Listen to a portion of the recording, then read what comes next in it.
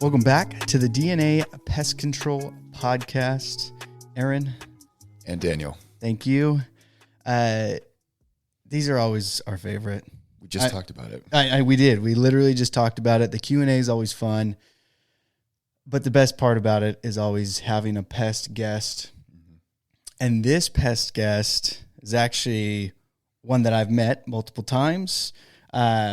We talked to one of his employees a while ago, and we had him on as a pest guest. And so now we finally get the famous Brian Goldman. Hey, how's it going?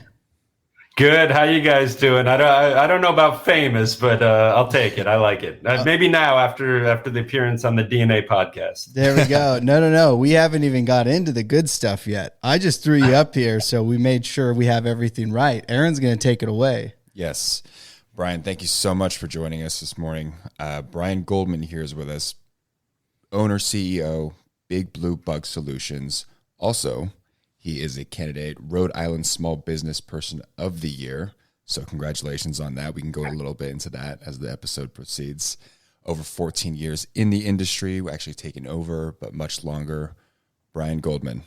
Yeah. And I'm going to call you out on it as well because I have it taped up on my wall, is you are on the top 100.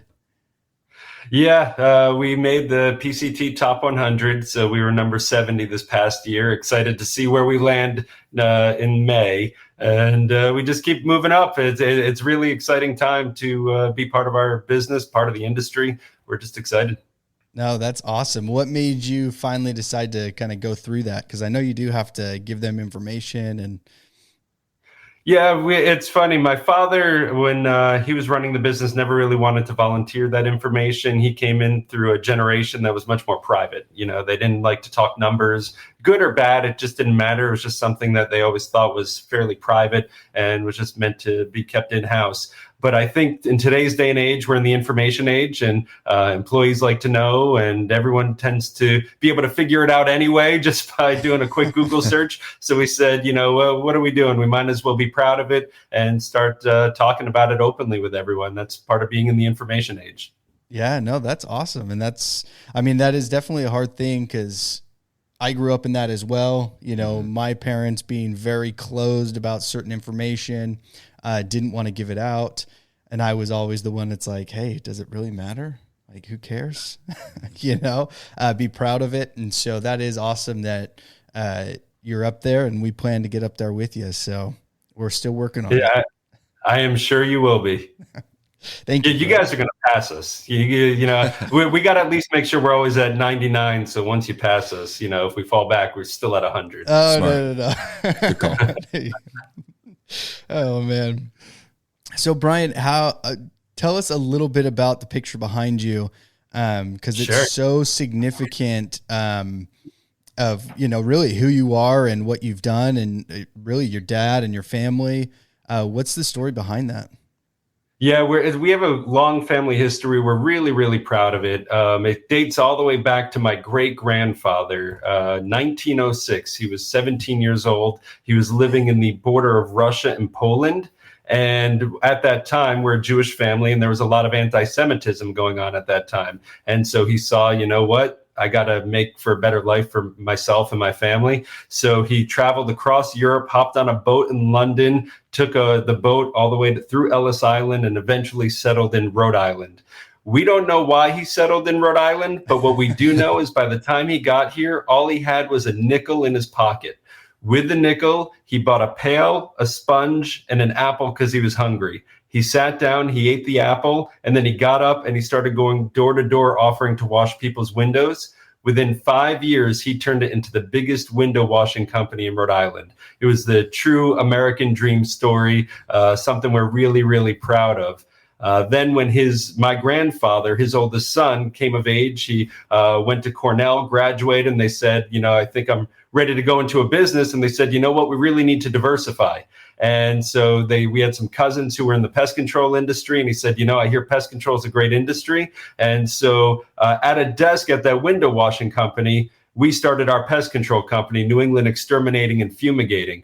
And it was my grandfather's own thing. He wasn't with my great-grandfather. They really separated, and it became his own entity. So we say our business was founded in 1935. That's when my grandfather started it on the pest control side. And then it just started to take off. That was the true the thing that really resonated, I think, with our family. He went off into World War II. My grandmother ran the company. And wow. So then when he came back, he again took over and started growing it, eventually grew to 100 employees. And it was absolutely fantastic. My father joined the business in the 70s, and he's the marketing guy. He is the marketing guru. He absolutely had a knack for it. And so what he ended up doing is he said, you know what? They're building a new highway right through Rhode Island. We need to be able to be able to put up a nice billboard right along the highway. And so they bought a building that was the most frequented part of any road in Rhode Island, right along the highway. More people pass by it than anywhere else. And so when they got together, they said, you know what? Instead of putting up a billboard, my father came up with the idea of putting up a 58-foot replica, and you can see it behind me, of a eastern subterranean swarming termite. It's exactly 920 times the size. It's 58 feet long, 9 feet high, and it weighs 2 tons.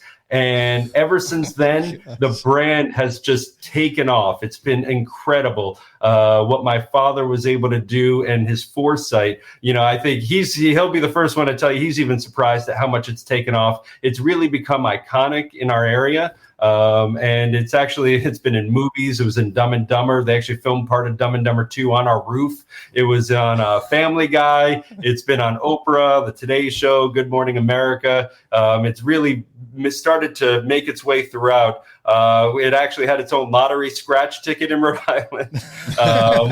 It really has taken off. That's and awesome. It's become a symbol for our state that we're really, really proud of. And now my father is retired. I have 2 brothers in the business, and Kevin and Scott, and all together we're trying to take that brand that my father did so well with and really start to branch it out into all of New England. So we opened up a branch in Maine, and Michael Cash, who was on earlier with you guys about a year ago, he's running that branch and doing a fantastic job. And then we have a branch in Connecticut, New Hampshire, and also Massachusetts. So we're trying to grow throughout the 6 New England states. And so far, it's been going really well. No, that is awesome. Okay, I didn't know all those details. So it's incredible. Yeah, no, that is really that's something else. You know, you hear those stories, and especially from a hard beginning, coming from nothing and growing and pushing and staying consistent with it, and that. That's one of the hardest things, at least I've seen in business, is just staying with it. And I'm sure there's been a ton of hard times. Nobody really sees those or talks about those or even wants to bring them back up. But I know, at least from my experience in the short time I've even been in business, we've seen so many hard times, but that's awesome that they made it for so long. Colin, so it was 1935, you said? Yeah, 1935 was when my grandfather initially started the business and the pest control side of it. And that's really been the part that's continued through our family and our family legacy in the area. So next year will be 90 years, and we're really excited for that. We'll have a big celebration. But you mentioned the hard times. There's been a lot of them, ups and downs with the economy. What really surprised us 2 years ago is we had the first drought in the history of Rhode Island, and we know we're weather contingent industry. We know it can be impacted by that. But what we didn't realize is when there is a drought, how the pest pressure just evaporated, basically. And so all of a sudden it's the middle of June and we're looking at each other like, why are our phones not ringing? What is happening? Yeah. And the pest pressures just were not there without the water, without the standing water. Insects weren't breeding as much, and with a lot of theories behind it. But one thing was for sure, and we talked to a lot of our counterparts throughout the region, and they experienced the same sort of thing. Where it just wasn't the same sort of pest pressure. Fortunately, we do have a substantial commercial side of our business that did help maintain us. But it was a tough year for us 2 years ago. We've since rebounded, and with all the rain we've been getting this year, we're excited because we think this is going to be our busiest year ever. We're well equipped, and we've gotten a little bit better. We've always done really well in branding. Now we're trying to hone in on the marketing side, whether that's pay-per-click, SEO, that kind of stuff, to really hone in on it, to make sure we're capitalizing on the brand, and when people are looking for us, they find us. Oh yeah, no, that's awesome. And you've been doing it now. You've been in the industry for 12 years. What made it so you weren't in the industry in the beginning and then jumped in? Yeah, it's it's been about 14 years. So in 2005, graduated Syracuse with a sports broadcasting degree. And my father really pushed us all this. There's 4 boys. He's got 4 boys. He pushed us all to go into something else. He said, you know what, go get an experience in the real world, away from me, away from the family, to really understand, what life is like. And if you fall in love with those careers, go pursue them, have a great time, and I wish you nothing but the best. There's no pressure to come into the family business whatsoever. And so we all went and did our own things. I love sports, and so went into sports broadcasting. I loved it. I worked for a TV station out in California, and then a TV station in Texas. Met my wife, who was a news reporter, and we talked about it. And the idea of moving around every 2 years wasn't necessarily our thing, because that's what you kind of have to do in broadcasting as you move up markets. And so we had a long talk, and I had always thought I'd come back into the family business. I really did. It's a great industry. We've always had a passion for it. Grew up around it. Absolutely loved it. And so in 2010, decided to move back and go into it. But my father, my grandfather, my brothers, all of us, when we first came back in, we're trainee. I had to come interview with our general manager at the time. He was with us 51 years. I had to sit down, and we went through the interview process like anyone else. And he said, if you're not the best candidate, you're not getting the position. And so we had to make sure that we were professional and not taking it for granted. And then we were a trainee for a couple months, and then we were on the road, had a route for a few years, 2 years doing commercial, a year doing mosquito and tick, and eventually just all of us worked our way up. And that's the only way to do it, because you really have to understand all the workings. We did not come in and all of a sudden start making changes, or you're a manager and now you know what you're doing, because you didn't. As much as I grew up around the industry, if I didn't have that experience, it's really hard to, create new policies or come up with what products we should use or come up with a new process, unless you really know what happens in the field and what it's like to be in the field. And then we also spend time, there are a week where I'm sitting there answering phones and, trying to understand that side of the business too. And I think it's key to really understand every role, because any decision you make as a leader is going to impact everyone a little bit differently. And you want to understand all sides of the business. Yeah, no, that's amazing that he made you do that. So when you came in and interviewed, it was literally to be a route technician. Yeah, a trainee, and you had to be the best trainee or a good enough trainee to work your way up. Yeah, no, every step of the way. And he was a great, we're very fortunate, because we're not just a family business on our family, but we have multiple generations of other families as well. And so our general manager, his name was Dave Ponce. He was with us 51 years, 1966 to 2017. And so his family members were also part of earlier and then later generations as well. So we got 3 generations of different families at our business as well, which is really, really cool. And I hope when we talk to employees speaks to the volume of, we try to take care of our employees. They're always number one. We always put them first, making sure it's safe, it's fun, it's rewarding. And and then one of his family members, Tony DeJesus, has been with us 45 years. He retired last year, but as our vice president, he's actually got his own radio show, and he still does that. So he's retired, but he still has a pest control call-in radio show every Saturday morning. It's won some local awards. He does a fantastic job with it. Oh my gosh! Wow. Yeah, that's awesome. Well, we need his number. We need to get on that show. Absolutely. Oh, he would love it. He would love it. Oh yeah, that would be a blast. That's awesome. That is amazing story going through, you know, going out into the professional world, getting a career, something, you know, somewhere else. And, you know, your dad's making you, hey, you're coming in and you got to start from scratch. I don't care where you've been. I don't care what you know. You got to come in, you got to learn it all. And then grow from there. That's you don't hear that a lot. He and my brothers as well. One of them was doing great in the financial industry, and so when he came in, same thing. And then our oldest brother, he came in about 4 years ago, and he was an attorney. He was a very, very successful attorney. He was outstanding, and we were extremely proud of him. But, you know, he also was able to come in and join the family business. And guess what? He started as a trainee like anyone else. You know, at night, I would have him read some of our contracts and go through it and make sure that all looked good. But then, you know, the next day he's back on the road. Oh, that's awesome. That is awesome, but a good person to have in the business. You have an attorney that knows a lot. It is amazing, because if there is one thing I can't stand about running a business, it's all the fine print of every contract you sign and all those little details that, you know, I don't understand the entire legal jargon of what everything means. I wish I did, but I don't. And I don't necessarily have the patience to read it all. And so he does a great job, and he looks through it all and gives me the advice. Hey, here's what you need to ask for. Here's what you sign. Here's what you don't sign. And it's been an absolute blast being able to work with both my brothers.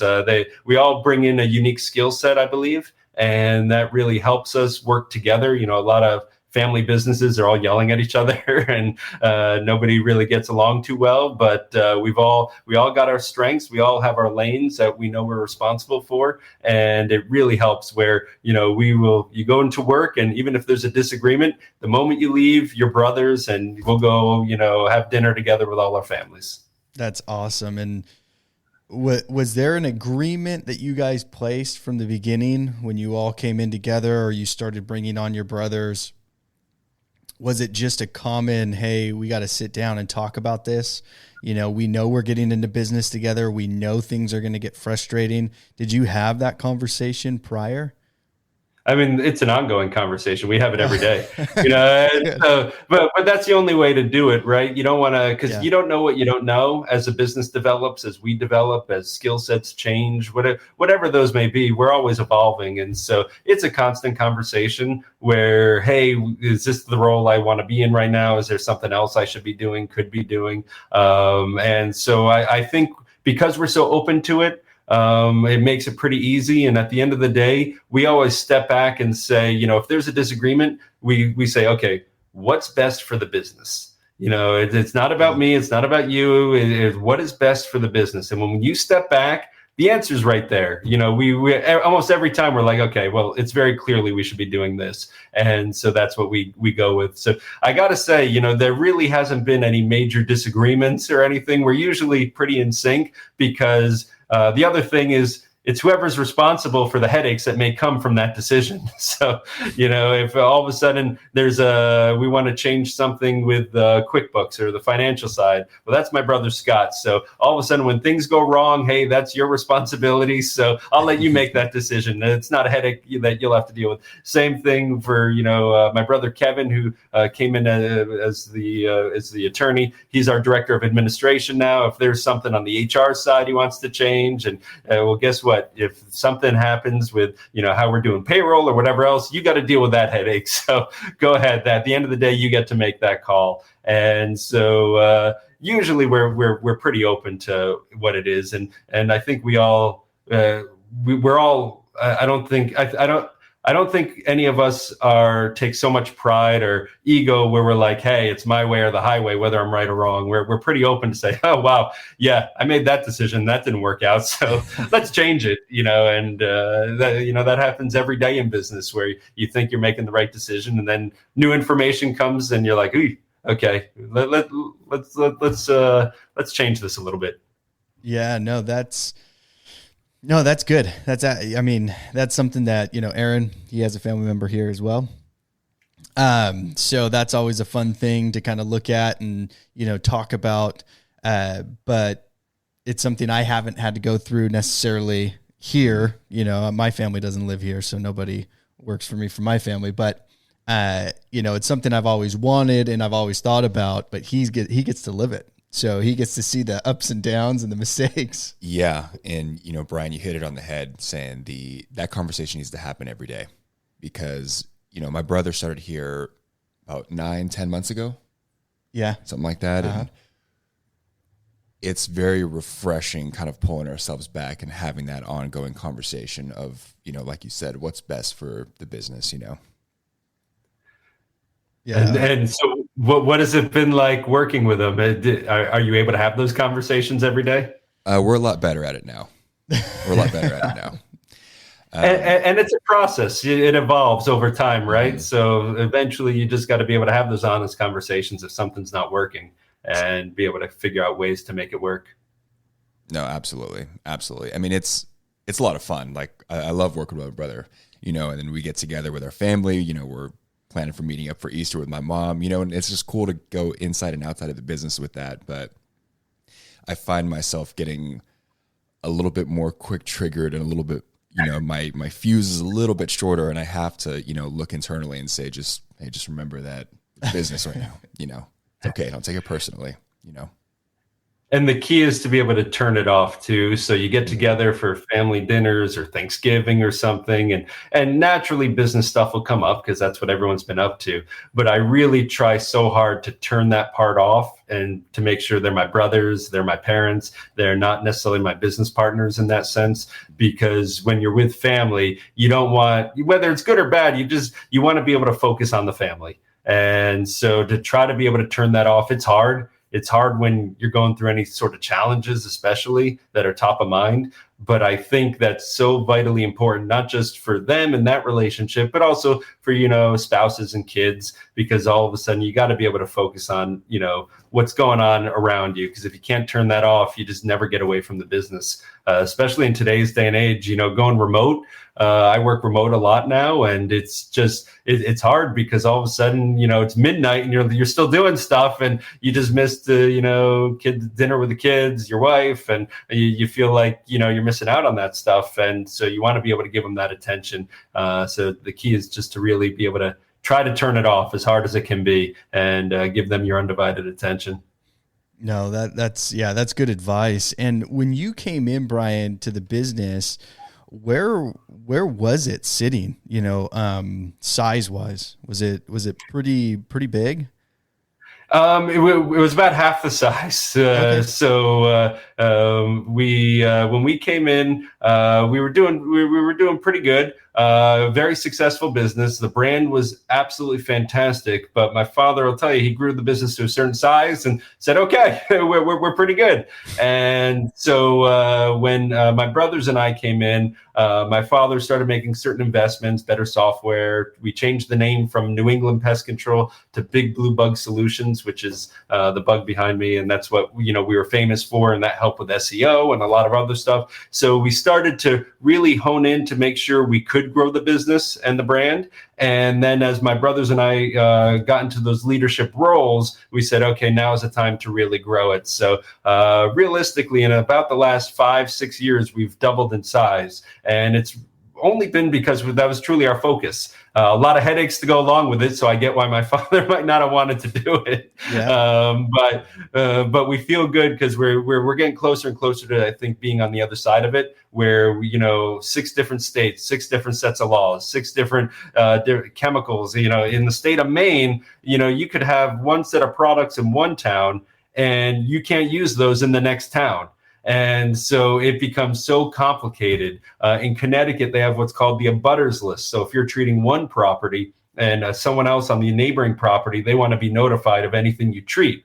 They might not be your customer, but you got to make sure you keep tabs of the entire list of customers. And that's even backyard neighbors. I mean, it gets complicated. And so you got to have really sound processes in every town, every state, to make sure you're on top of it. And it's a lot. It is a lot to learn. I sometimes wish we were just in one state, whether it be Texas or California, where we could have plenty of room to grow. And I said, take the most strict policies, strict anything, and I'll take it, as long as we don't have to keep changing our processes depending on what state we're in. We're in one of the most congested parts of the country, but there's 6 states in there, and so it's a lot for us to learn, but we want to make sure we got our ducks in a row. We want to make sure we're abiding by every policy as best as we understand it. And then you also got to make sure you're staying on top of it. You talk about rodenticides in California.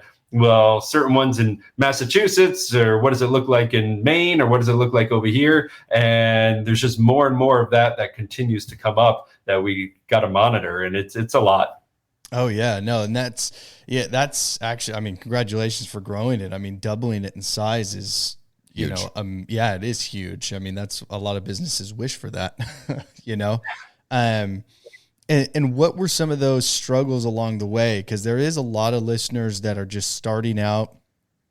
They're starting out as just a one-man show, their companies. But it was, for me, when we met at Safety Summit, talking to you and where you were and where I am, we were literally, we're hitting the same stuff. I mean, it's amazing. And I didn't think about it until really we started talking, and it was, you're going through the same thing I'm going through. You just have 10 times the people, so you got a bigger problem, but it's the same. And it's not only, you could take Orkin or, Rent-A-Kill or whoever, who, 100 times our size, and they're going through the same problems too, and it's usually, boils down to people or a process. Right? Is there something with a process that is causing the issues, whether it's a new regulation or vehicle issues or equipment issues, whatever that may be? It's usually something that boils down to the process, or it's a people issue. And that's probably 99% of most people's headaches, right? We wrote the process, just all we need you to do is follow this process. And sometimes it's customers, sometimes it's employees, and it's just working through those. And as you grow, it doesn't eliminate those headaches, and we have them on a regional basis, but I can guarantee you all the companies that are national, they have it on a national basis as well, because it's the same sort of thing. I think the larger you get, the harder it is to sometimes manage those problems, for sure, because, for example, for us, if something's going on in Maine, that's 3 hours away. And so that for us, that's a long trip. You spend 5 minutes, you're through the state of Rhode Island. So for us, 3 hours, that's really far away. And then same thing in, Connecticut, that's a couple hours away. So all of a sudden, if an alarm goes off at night in the building or whatever, now you're driving all the way out there to do it instead of, going down to Providence, which for me, it's 20 minutes away. Little things like that just tend to create, issues. Or if a vehicle breaks down, do we have a good maintenance program that can tow the truck back, especially if you're really far north in Maine or, way near the New York City border? Those are ones that we're just learning as we go. You try to plan for everything and you think you have a good plan, and then you find out that, hey, that tow company won't do it, or something came up or they went out of business. So now all of a sudden you're struggling to find it. And just having those protocols in place. The biggest change we made was in our organizational structure. A lot of it for a while as we were growing, the decisions were made by my father or than me and a few members of our leadership team. We really expanded the leadership team and we gave them the authority to control those without, myself, my father, my brothers micromanaging it. And I think that's really helped a lot because they do a better job than we did, and they're able to look over it. And I think the more we were able to let go, the quicker the company grew and the better we did. But you got to have the right people in place. I feel very fortunate. We have an amazing leadership team at our company, and it doesn't happen overnight. it takes a while for people to grow into those positions, and you got to keep giving them the ability to go continue train. But Michael Cash up in Maine, who's been on here, he was a perfect example. When he was able to come in, he was able to, he knew how to run a great branch and was able to get the structure in place. He was able to help grow the brand in the area. He grew up there. He knew the area. And so that branch is just, I think since he's been up there, it's tripled in size. And so he just continues to do a fantastic job. And we're really lucky to have the leadership team we have. We don't take it for granted. So would you say kind of the biggest struggle is people then? Yeah, always.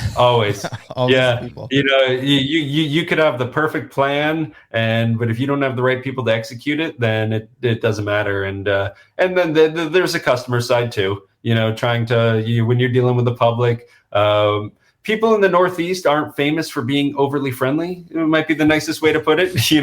I appreciate it because there's no dancing around things. If we get a customer that's not happy, they'll call us and tell us exactly what they're not happy about, and I love that because then we can go solve the problem. But our office staff, and I know Vanessa, who's originally the one who told us about this podcast and avid listener, she's she and the rest of the team, they deal with a tough base of customers at times. I love our customers. 99% of the time, they're great, and they feel like they really appreciate what we do. We get tons of great letters and emails and online reviews, which is outstanding. But they get their fair share of tough situations, and our office staff does a fantastic job handling it. And I think that allows us to grow too, and so the exciting part, as we're growing, is not everywhere is as abrupt, I guess, if you want to say it, as certain customer bases. But yeah, no, it's just definitely people. It always boils down to the people. Yeah. Getting the right people on definitely can help, and I can say that too. I think Aaron agrees with me on that. Is we've seen some of the bad go away and how much we grow as those bad apples leave. But as you bring on good people, it's amazing how much it does help, just culture wise, attitude wise, everything. I mean, it's huge. Mm-hmm. So yeah. Usually they say the problem is everyone hires fast and fires slow, but it should be just the opposite, right? You should be firing fast and hiring slow to make sure you're getting the right people. And I would say that might be the biggest change we've done over the last 10 years is what our hiring process looks like. We have personality surveys, cognitive surveys. We got multiple interviews, and really making sure whoever comes aboard is a good fit to our company. And we feel really good because we have a lot of customers saying, we don't know, they deal with a lot of service companies, and they're like, we don't understand how you guys always have people that come in with a smile on their face, happy, and try to help us. But whatever you're doing, keep hiring the people you're hiring. And so as we grew to over 100 employees, that was harder. There were times we were bringing in 30 people at a time, and to find 30 quality candidates and having the time and commitment to go through that hiring process can be tough. I like to be part of the process. I like to talk to everyone before we officially bring them aboard. And when you're talking throughout, New England now and trying to travel to meet up with everybody and bringing on 30, that can be a lot. But fortunately, we've been able to do it. We have a great recruiter. His name is Brian McEwen. He's been absolutely fantastic. He wears a lot of hats at our company. So he's in charge of our sales team. He's in charge of our recruiting. He's in charge of our leadership development, and he does all three with flying colors. So he usually, by the time they get to me, it's just a happy conversation. I'm selling them on the business because I already know they're a great candidate. No, that's awesome. So it sounds like you created a lot of the processes to streamline for growth. As best as we can. What's funny, though, is as you grow and during COVID and some of the other stuff, those processes got complicated. And so all of a sudden you're like, oh, well, we need this in one area. We need this in another area. And so our goal this year, the key word that I told everybody at the last company-wide meeting was it's simplify. we have to simplify our processes. It's overly complicated, and we need to, if we're going to continue to scale and get bigger, we got to make sure everything's simple. Everyone's on the same page, because when you have almost 90 years worth of different types of services and different types of customers and all the stuff that's in there, it gets complicated. There are things that we might have sold 50 years ago that I didn't even, that we're not doing, we're not selling, it's just something that's not even on our radar. And so what we're really trying to do is peel off all of those things that are different from our core business and focus on our core business, the things that we sell, the things that we can do, the things we know we perform well, and just hone in on those and let that grow. And try not to, it's easy as a business owner to want to chase every last dollar, right? Like, oh, okay, somebody wants to do that and it's, $10,000. All right, let's go jump in and do it. And when you realize that the time, attention that takes away from everyone to focus on what you're really good at and what can truly scale, it has a major impact to the business that makes it not worth it. And so we try to just simplify it. Here's what we do. Here's what we do really well. Now let's grow that. No, that's actually, that is great advice. And it is tough for a lot of people because, you do jump on those little things. You see something pop up and it's go get the money, go get the money, go get the money, go get the money. That's No, and it was actually, there was a guy in the office that was selling for us. And that was one thing I actually had to remind him, he would always freak out like, this person wants it though, and we got to get out there now. And I'm like, hey, it's okay. They're a one-time customer. They're getting that one-time service, or they're getting that one-time thing. Like, they're not reoccurring. I really don't care. Let's put them where it works. If it doesn't work, it's okay. We'll be all right. So exactly. Yeah, no, exactly. I can see that, because even in the beginning, I wasn't pulled in every direction because it was. I was in survival mode though too, so it's a little bit different. But I was in the survival mode of, if I don't get anything, I don't get to eat. There's no money to pay people. There's nothing, so we got to go. And as we're starting new branches, we tend to make more exceptions, to be transparent and honest, because it's the same sort of thing, right? When you have a branch that's 2 hours away from the bulk of your business, and we probably opened up branches, you could say almost too far away at first, would have been smarter to grow casually and closer to where our core business was. But when we opened, if there's 2 hours away and now there's nothing for 2 or 3 technicians to do in a day, well, they have to travel 2 hours to just get their day started, and then 2 hours to go back home. And so we really we really were willing to take on almost anything to keep them busy. Yeah. And so as those branches have grown, though, we've been able to get more and more choosy over time. Yeah, no, that's awesome. What is some advice you would give someone starting off, brand new, just barely going? What would you tell them? It's a great question. Fortunately, I never had to go through that.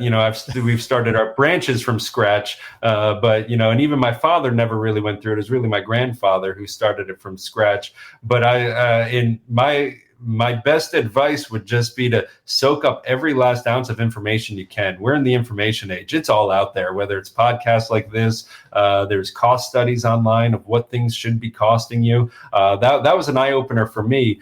We fell in line pretty well, but to be able to look at certain things and what is the industry standard, where am I? And to constantly be benchmarking to that, because that way, hey, should I be paying less for my products? Should I be charging my customers more? Are the wage scale, is that on track? Are we off with that? Once you get to a certain size, health insurance, what percentage should that look like? And certain things like that. It really helps, and that's what makes this industry so special, is that there's a lot of open sharing of ideas, podcasts like this. There's a lot of openness among peers. You and I met up, and we started talking for like 2 hours, and it was just, it's just real easy to, and it's like that with anyone. And I've had amazing mentors as well that I've been able to pick their brains and, to help us start to, over the last 6 years, double in size. And I'd love to tell you we're doing something really unique or different or special, but it's just listening to everybody. You listen to their ideas, you listen to what they're doing. And, I think we have a unique brand, but if you look at our, processes and stuff, it's just stuff we're picking up by other people openly sharing ideas with us. And so I think the key is just to network, make lots of friends, ask people how they've been doing it, how they operate it, and then try to mimic it, because it's real easy to talk the talk. It's really hard to walk the walk. And so many companies they'll share everything with you, because actually being able to execute on that's the hard part. Yeah. You know what? And I agree with you is it doesn't necessarily matter what you share, because your processes and what you do there, it's so hard for someone, even though you can literally hand them everything, it's not their process. It's not them. You have done what you've done because of you. And so you put someone else in that, it's going to change naturally because they're different. So I agree with that. It doesn't really matter what you do or how you do it. It's unique to you, and that's why it worked. And it may not work for somebody else, so you can be open. And that's what I've actually pulled. And I usually tell guys that they come on, they're brand new. I'm like, look, take what makes sense and throw away the garbage. Exactly. It's whatever makes sense in your head, how it works, the processes, take that, use that. The rest, just toss it in the trash. Forget about it. It doesn't really matter, and it seems to work, and it's worked for me, because that's what I do is I'll pick people's brains and I'll kind of look at it and I'll take a step back and see what they've done and say, okay, I like that. I like that. I like that. I didn't really like the rest. It's not that it's wrong. It's just, I don't like it. So I'm going to take those things and I'm going to use them. Exactly. And that's really all we're doing for the most part. I mean, I think we have a few original ideas and things that we do that work for us, but so many times I'm hearing about something, from a peer or someone else saying, hey, here's something we're doing. And I'm like, oh, how do I adapt that to work for us? Yeah. Yeah. I will say, you'd mentioned any advice. And I will say, once you start getting employees, what I learned from the broadcasting side, which I never, you would think broadcasting to running a business, a pest control business, what on earth do they have to do with each other? Yeah. What's amazing is I find I use the skills that I learned in broadcasting more now than I ever did when I was actually in broadcasting, which is hilarious, because, in broadcasting, you spend most of the day accumulating information, and then maybe you're on air for 2 minutes talking about sports. Here, it's nonstop communication, making sure everybody in your organization is aligned. And I didn't appreciate the level of communication skills that any leader would truly need until being put in that position, because it is so easy where you think you're telling somebody something and they're hearing something completely different. And then it's even worse when that person goes to tell somebody else and that person goes to tell someone else. You could have it written, printed, on there in every technician's vehicle, right? And they're going to interpret it one way and someone else is going to interpret it the other way. And so trying to check those boxes, clear it, when you making sure everyone is on the same page, making sure there's regular meetings to discuss it, review it. How does it apply? Because every situation might be a little bit different. Oh, this process works perfect in an ideal scenario, but now we came across this scenario and that process doesn't work anymore. And so trying to make sure everyone's aligned and reading the same sheet of music, that's the key to making sure that you're delivering that consistent service across the board. And that was something we struggled with, to be honest with you. As we grew and more spread out, no one was doing anything wrong. We just weren't delivering the exact same service. They might have been both solving the problems, solving the issues, but now all of a sudden, and that works as long as the customers are happy, employees are happy. But now all of a sudden, something changes, a new law, something else, our software changes, and it adds a little twist. And now all of a sudden, well, how they resolve that in Maine or Connecticut is different in Rhode Island and Mass. So now you're just complicating it. And so trying to make sure everyone is doing things in a consistent manner that works for everyone, that is key. And communication is that underlying process that really to make sure everyone's on the same page, because we did not always meet regularly with our entire team. Now we do it once a month, where every single employee, we block out an hour every morning, where the last Friday of every month, to make sure we're all on the same page going into the next month. Here's some of the changes that happened. We talk about some of the cool things that have happened with our organization. Hey, I was on the DNA podcast, take a listen, and here's the link, that kind of stuff. We make sure to go over so everyone just knows what's going on. They're informed. We had so many times where customers would call in and our call center rep wouldn't even know what they're talking about. Hey, I saw you guys on the news last night. Wait, what? We were on the news? And, we want to make sure that we're just making everyone aware of what's going on, so they feel that they have the ownership in the company, that they understand it from top down, exactly what we're doing, our theories are. We're a pretty open book now. If anyone has any questions about why we're doing what we're doing, and maybe I didn't explain it clear enough, please tell me. And there have been times I stepped on my toes a lot, not explaining things clearly. And I think I am. And then all of a sudden I go back and I listen to the recording of our Zoom or meeting or whatever it is. And I'm like, man, I totally get why people thought that. I did not say that clearly. Yeah. No, that's another good thing you said there is, when you do make a mistake, you're owning up to it. When you're not explaining something clearly, it's, hey, I know I didn't. Here, let me re-explain that. Or do you understand? And I have to remind myself to do that too. Because I wrote a little note to my wife yesterday on a little board that we have on our refrigerator. And she called me and she's like, do you mean this or do you mean that? And I'm like, oh crap. Yeah. Okay.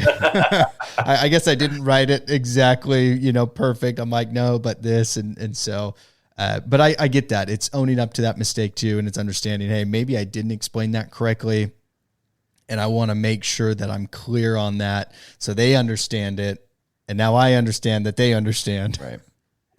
My initial instinct anytime something goes wrong isn't, hey, why did the customer say this? Or why did they not understand? Why did the employee not understand? It's usually, is there something that I did, a part of my process or in a manager's process or the handbook or written process that made this unclear, so we did not put them in a position to succeed? And so that's my initial, and it's so easy to say, oh, why did the technician spray this, or why did they run over here and waste the time, or it looks like they were driving around for an hour doing nothing. What the heck was going on? And usually when you get to the bottom of it, there's usually a good reason for it. Maybe a misunderstanding, a canceled customer, a GPS issue. Usually there's something, and a lot of the times it falls back on myself or someone on the leadership team, like, hey, we didn't communicate this clearly enough. Certainly there are times if they're not listening and, you go through that discipline process of written warnings and whatever else. But in general, a lot of the times it just comes down to miscommunication, and everyone learns a little differently. I might say it to you, or you might say something to me, but I'm a very visual person. If I see it visually, I'm like, all right, that clicks for me. If you just say it to me, sometimes it goes in one ear out the other. As much as I want to retain it, it's just harder for me. I'm a very visual person. And so you got to adapt to different people, whether it's customers or employees, to make sure they all understand what you're talking about. And the initial instinct is, blame me. And I think that creates a environment where everyone's open to talking about their mistakes. Nobody's perfect. We all make mistakes. And so when it comes up, that's okay. My father's biggest saying was always, the only mistake is not learning from your mistake, and so once something happens, you want to be able to resolve it. You want to be able to move on and just make sure it doesn't happen again. And so I think that it helps with a very good work environment. We're really proud to have recently been named the best place to work. And I think that's a big part of it. It's just, being open with everyone and saying, listen, I'm not perfect. Nobody is.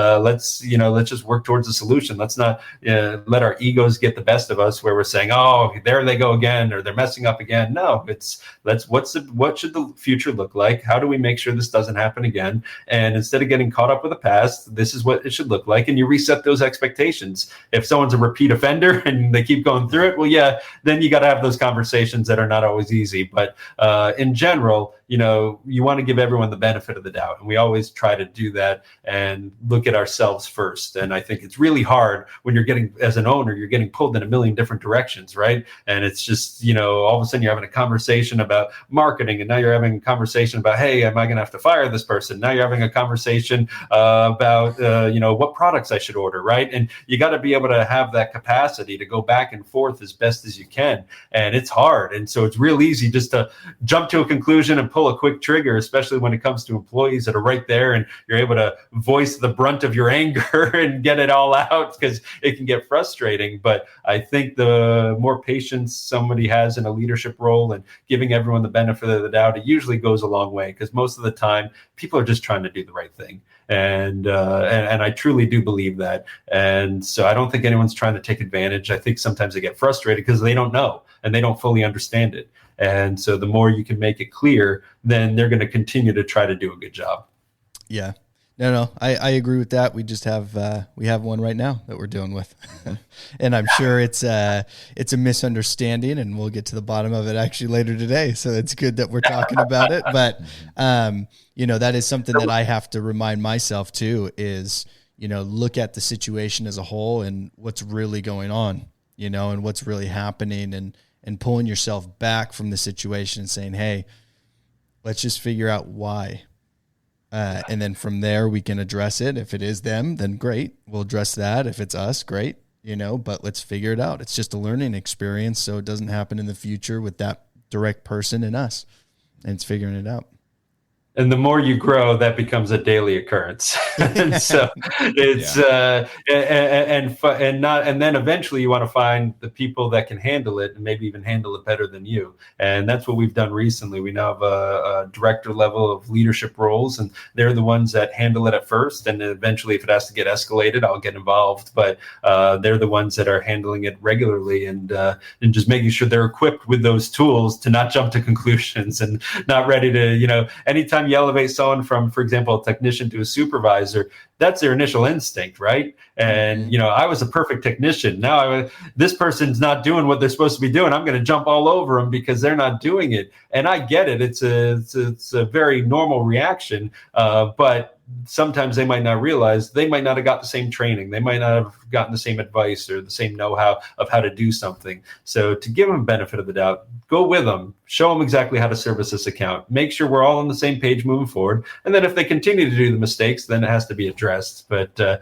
I will say, I don't think there's ever any yelling at our office. At the end of the day, it's either you're performing what you're supposed to be doing or you're not. There's no, we've never really had a reason to yell at anybody. I've been to I worked at workplaces where there's a lot of yelling, and it's just not a great environment to be around. And at the end of the day, we compliment in public, we, critique in private. And so if we have to have those conversations, we're not calling out anybody in front of the whole company or anything like that. It just, at the end of the day, it's not the environment we wanted. That works for some cultures, not our culture. And so, but then you get the opposite impact where people say, well, this person continues to do this and it's not getting addressed. And it is getting addressed. It's just being addressed in private. We're not going to, let everyone know if it's an HR related issue that, we're working through it. But usually people see it at the end when they see people that are either stepping up or they're not with the company anymore, and there's no yelling. It's just,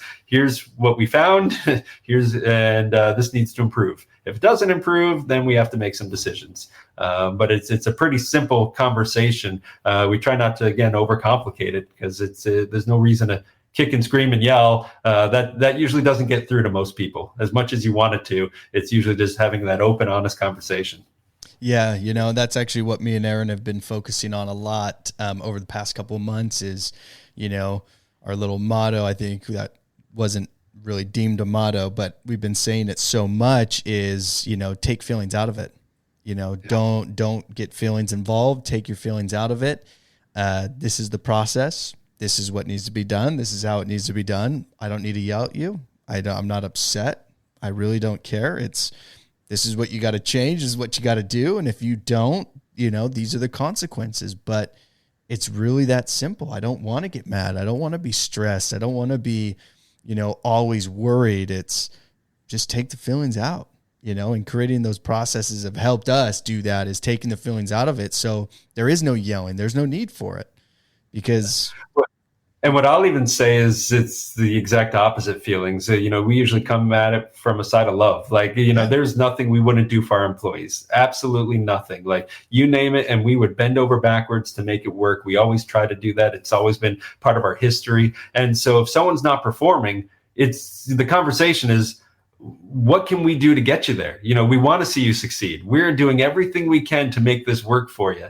And so we will always show the compassion, the love for them, their family. We'll do whatever it takes. And some people, they're going through personal struggles, divorce or whatever it may be. Someone's sick in their family, taking care of relatives. I mean, that unfortunately is happening to, a large majority of our employees, and we get it, and we'll do whatever we can. But they still have to perform their job duties, and the job still has to get done. And so we'll say, listen, we want to see you succeed. We'll do whatever it takes. Help us get you there. And if they don't have a good way of doing it, and then they can't get there, well, then we got to make some decisions. But if there is a way where it's just, hey, if I can come in every day at 8 a.m. instead of 7 a.m., or if I can, just be out at 3 o'clock, that'll really help me. And so, like we can work our schedules around to make that work. We do that with every employee, and we'll do whatever it takes to make it so they're successful. I don't want to fight their schedule. I just want to know while they're here, they're doing everything they can to be a top performer. No, that's good. And I know I've been asking a lot. I'm sure Aaron is eager to jump in and ask a few questions. I'm soaking in everything I can. There you go. No, honestly, Brian, one of the main goals I was really interested in, because, on the business side, Daniel and I have been, have had a huge acquisition push. We're growing so rapidly, and I've been, spinning my wheels and making sure that we're maintaining, like you were talking about before, like a high quality, uniform service throughout. And I'm finding myself getting pulled towards like my instant knee-jerk reaction is a little bit of frustration. And, so I go into this training mode, and, we're doing training and things are good. And then, I'm focusing on sales, and sales are good. And, I love that sales is putting pressure on operations. But, I just wanted a little bit of, which you've answered, but I just wanted a little bit of tips or insight on what's worked for you, as you grow so rapidly. What are some of the best things to focus on for maintaining that level of service?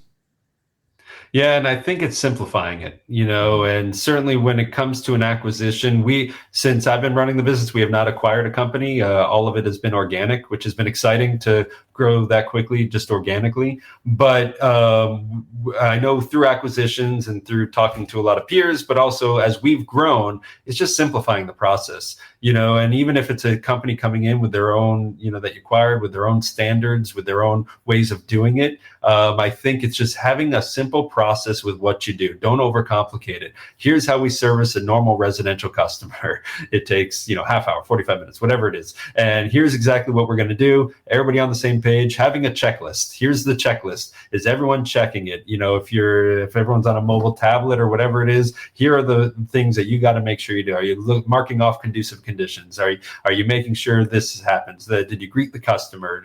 All those things you want to make sure, and then you just supervise them to that. One of the big game changers for us recently is having a couple of people in a quality control position, which has really helped. So we have, before all of our work goes out every single day, someone in our office, her name's Andrea, she does a fantastic job, and she is going through the entire schedule to make sure everything's lined up properly. So a customer that only needs a specific technician, okay, that's where it's supposed to be. We're minimized drive time, all those things, everything looks good. And then afterwards, when it's all done, we have another quality control person. Her name is Ashley, and she's been with us 10 years now. She is fantastic. She goes through everything, and she says, okay, did the service technician do what they were supposed to do? Did the office staff put in the right notes? And she's got parameters that she goes by to make sure it's all there. And then we give people the stats back. And so the office staff will know how they graded out for, usually by the time we're done accumulating it by a month, some depending on which ones we're looking at, it could be by the week. But by giving them all that feedback, whether it's the office staff or the service specialist, they're consistently finding out how they're doing. And then they just want to do better because people just want to, for the most part, do a good job in their job. And so the more we're giving them that feedback, that has really helped, because it's one thing to have a simplified process, but people will fall back into their habits of doing what they know, doing what they do. But you need the quality control component of it to really give them that feedback. And at first, it was a little bit of a shock to our system because we never had that before. And so people were like, hey, what are all these, what's this all about? And I think it put everyone a little bit on the fear side, like, hey, does this mean, I might not have a job? And it's no, we're just trying to give you the feedback. So everyone's constantly improving, everyone's getting better. And I think now we're at a point where people appreciate it and they want to see their scores go up. They want to see that they're performing well. And it's truly been a game changer for us, because again, it's one thing to have the written out process. It's another thing to do the follow-up parts of it. And Ashley, for her part, 40% of our service orders, she's been able to check on a regular basis, which is astronomical. We're not going to check every single one, but getting to almost half of our service orders to, and it's not necessarily a, let me read every fine detail and everything, but we got certain things that we're going to look at to make sure they're falling in the where they should fall in. And that has been a huge game changer for us. And we grew to a size where we could afford those positions. And certainly not everyone can have that. But even if there's a miniature version of that for any size company, just so that everyone knows, hey, this is getting spot checked. And it doesn't always have to be in the field, because that can take a lot of energy and time. We do have supervisors that do monitor everything going on in the field. But again, that's a lot of spot checking. It's the same thing with the office. You want some spot checking on that side across all the positions. And it's allowed us to really grow. We also created what we call our war room, which is where we have all the statistics for our company. And so we used to not measure all that many things. And now I feel like we measure way too many things. And again, part of our simplifying. But we have in our war room, his name is Luis. He's our chief strategy officer. And it's his office. And all throughout his office is all the statistics for us, from NPS scores, ENPS scores, our callback percentage, cancellation rate, you name it, all how long people are on the phone for, all the numbers that have to do with our company. We have them all over the walls, so then we can monitor and see how we're doing and progressing. And while we're measuring way too much right now, our hope is to hone in on, hey, if we really just focus on these 5 things, these 10 things, that'll have the biggest impact to our business. And so that's really what we're doing right now, is trying to hone in on certain ones and to really help have the most dramatic impact. But the quality control side was the game changer for us. You gotta expect what you inspect. Dang. No, that's great. And that's actually very relevant. Daniel and I are like right now, and we're probably going to continuously be working on and building leadership team as we grow and expand. And we're even having some conversations like, what positions do we even need? We're trying to think outside the box. And like you were talking about earlier, just listening to you, getting those advice about quality control, putting people in those positions that weren't even there. And those are just some of the things that at least Dan and I are dealing with on a day-to-day. But that's great. Yeah. And I don't think it has to be 40% of your service orders, but even if it's 5 or 10%, so everyone can know, hey, someone's going to check this, because you want to make sure what's going out to a customer is, makes sense. Sometimes people take shortcuts, especially if you have standard forms that you kind of fill out. But then if they forget to fill out a spot or whatever else, and all of a sudden you're reading it and you're like, if I was a customer, I would have no idea what this even means. And you want to make sure that it's going to be something that is, we've had ones where it was, It was like, made sure that the gates were locked for the yard, and the person didn't have a fence.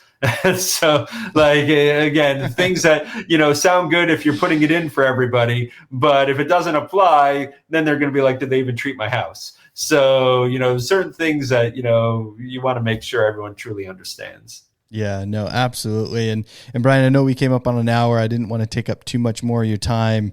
Is there any last words you want to leave with everybody before we end this? No, I thank you guys so much. Huge fan of the podcast. You guys are doing a fantastic job. Love seeing you at all the different trade shows, and just keep it up. Awesome. Thank you so much, Brian, for coming on and being a guest. We do have National Pest Management Month coming up. That's next month.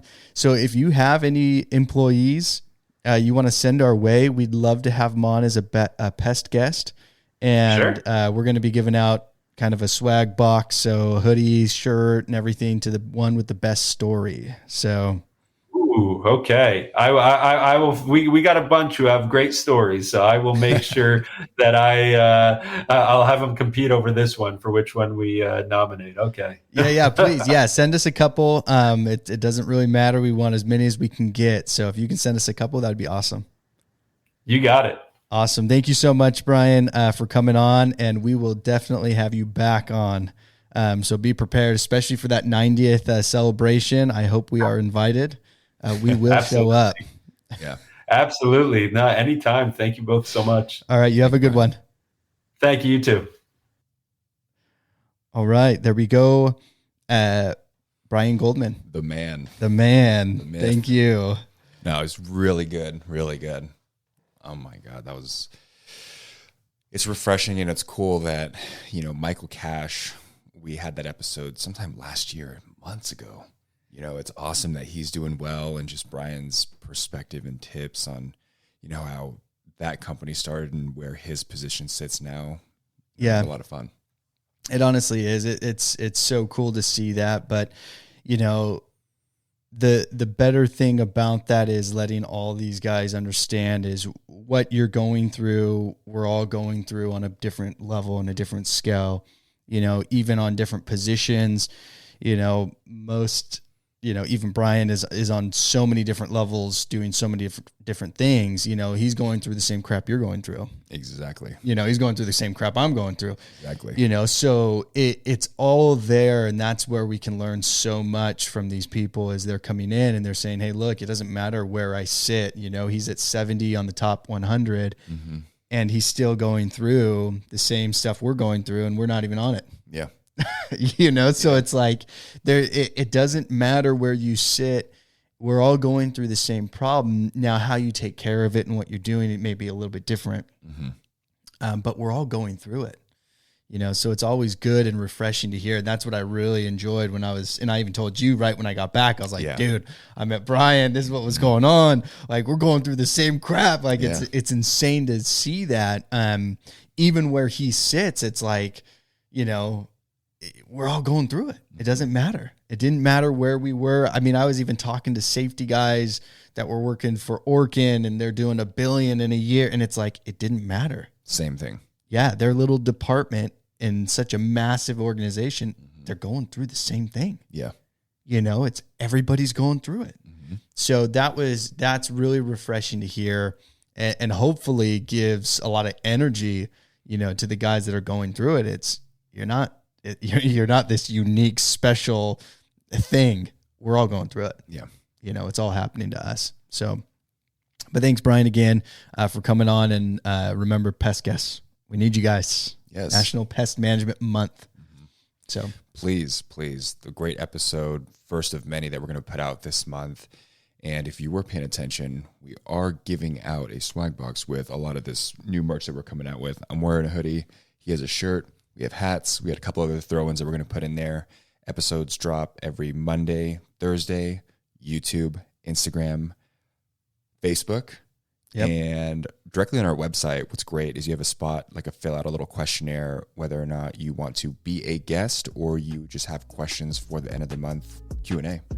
But thank you so much for the support, and thank you for listening to the DNA Pest Control Podcast.